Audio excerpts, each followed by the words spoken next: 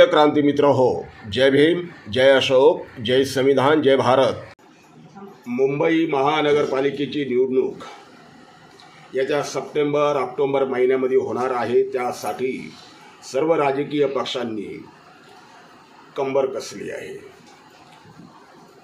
शिवसेनेचे दोन्ही गट, राष्ट्रवादीचे दोन्ही गट,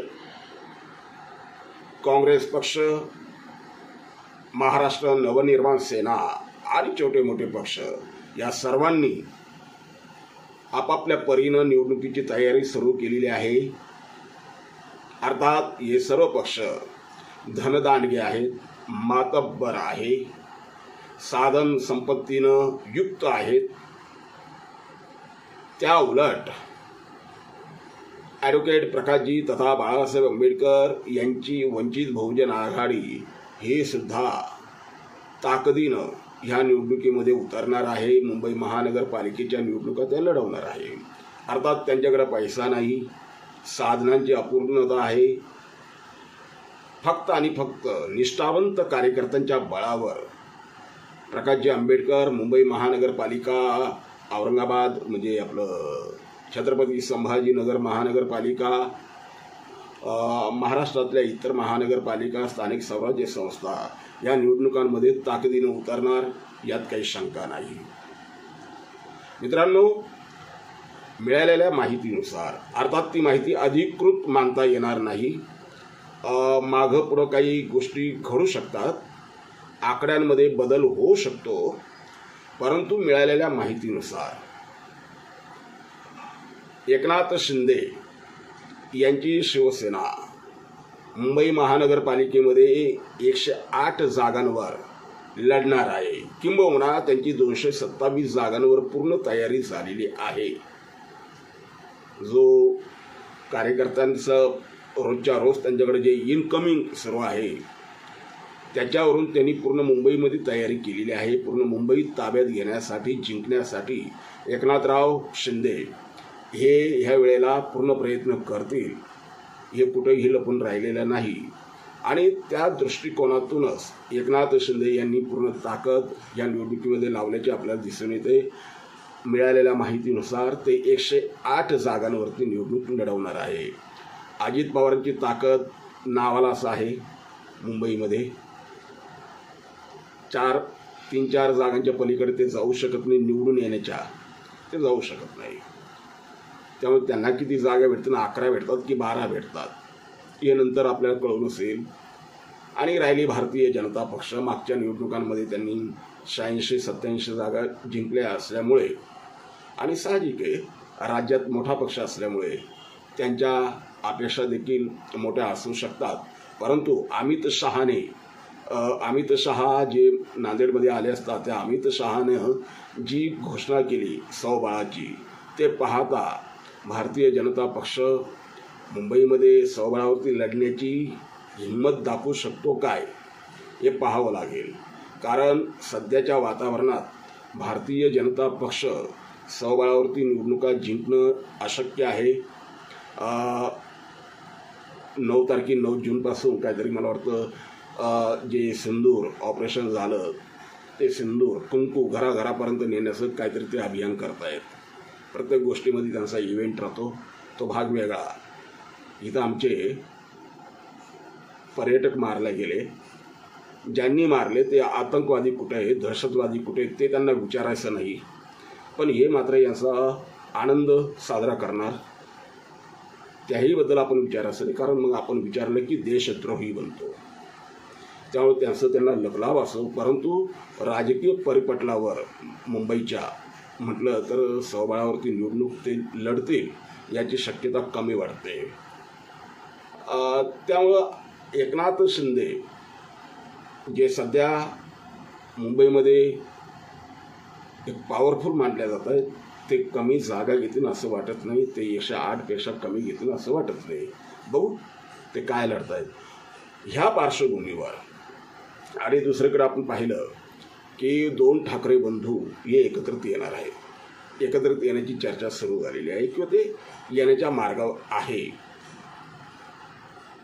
कदाचित ते जर दोघं बंधू एकत्रित आले तर राजकीय चित्र हे पूर्णपणे पालटणार आहे.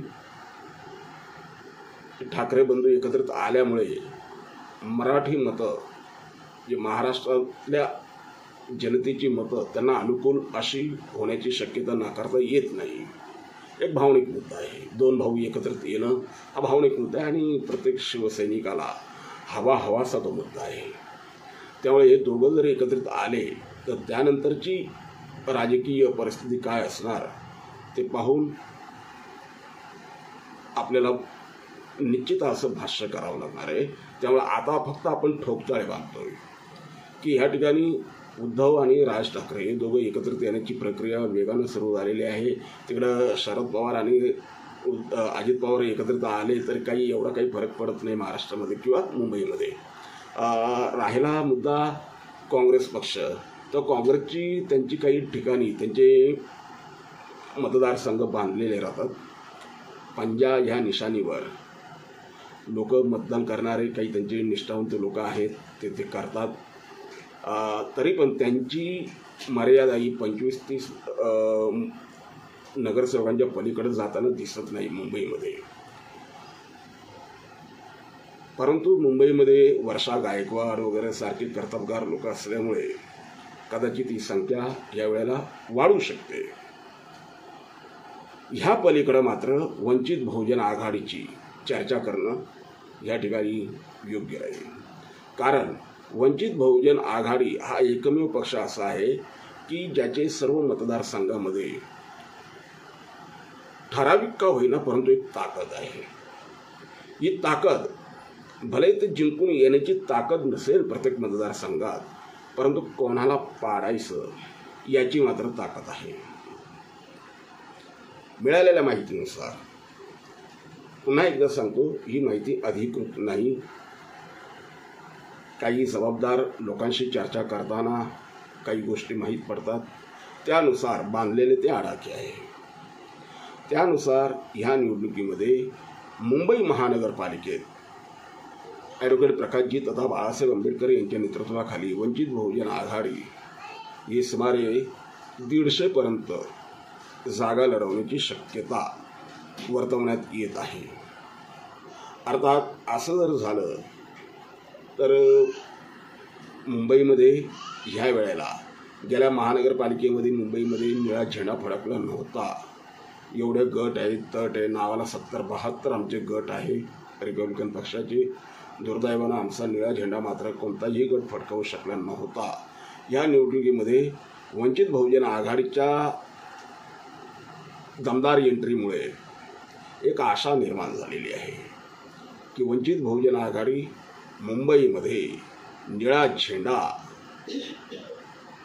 इतक्या ताकदीनं फडकवणार की वंचित बहुजन आघाडी किंग मेकरच्या भूमिकेत राहण्याची शक्यता सुद्धा आपल्याला नाकारता येणार नाही. जर वंचित बहुजन आघाडीचे 10-15 उमेदवार जरी निवडून आले तरी सत्तेच्या चाव्या या वंचित बहुजन आघाडीकडे राहणार आहेत. त्यामुळे प्रत्येक कार्यकर्त्यानं कामाला लागावं ह्या दृष्टिकोनातून वंचित बहुजन आघाडीने सुरुवात केलेली आहे, रणनीती आखलेली आहे. बघूया, घोडा मैदान जवळ आहे. कोणाच्या पार्ट्यात किती जागा पडतात, कोण किती लढवतंय आणि शेवटी निवडून आणणं हे जनतेच्या हातामध्ये आहे. कोण कोणाला किती निवडून देते हे आपल्याला पाहावं लागणार आहे. तोपर्यंत जय हिंद. क्रांती मित्र हो, भीम पॅंथर हे आपल्या हक्काच्या यूट्यूब चॅनलला कृपया सबस्क्राईब करून आम्हाला विषमतावादी शक्तींच्या विरोधात लढण्यासाठी बळ द्या, शक्ती द्या, ऊर्जा द्या. कमेंट करा, लाईक करा, शेअर करा.